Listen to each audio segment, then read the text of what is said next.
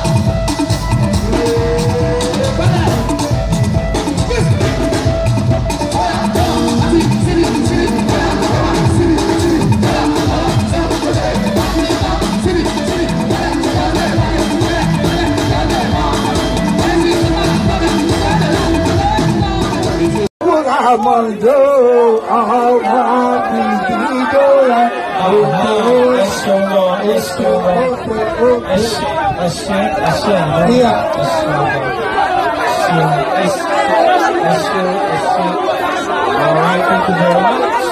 Alright, thank you very much. Alright, thank you very much. Thank you.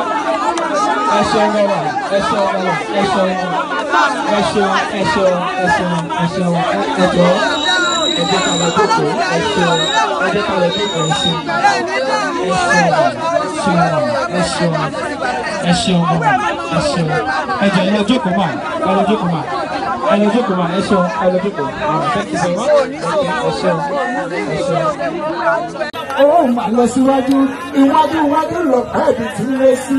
Iwájú ní tiẹ̀ pariwo, àwọn kò pariwo. Wọ́n ní àdébí wúrà o.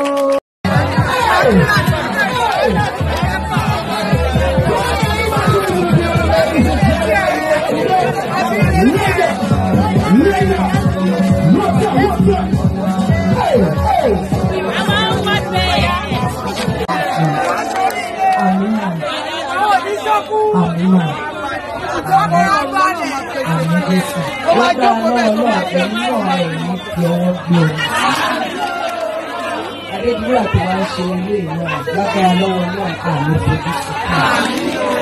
fojú sùkúrù kankan ìpéjọpọ̀ wa ní ìpéjọpọ̀ ìdáríkà àti ìdílé wa ẹ̀ṣẹ̀gbọ̀n náà. Dáadáa tó ọ̀dẹ̀ ṣe nǹkan tí Adébíwúrà ń ṣe. So I'm using this medium, this opportunity to tell Nigerians that there is joy in giving. If you give people, there is joy in it. Your time starts now.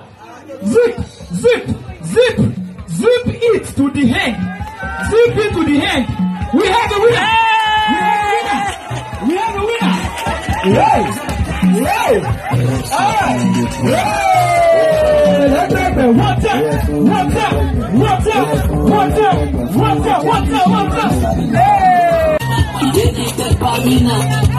Thank you so much for watching our videos, and importantly you need to subscribe because we drop videos almost every day. And how to subscribe? There's exactly everything. Gua TV, click on it, you see a subscribe button, click on the subscribe button. That's so. And if you have a big show coming up, any event, you can call us.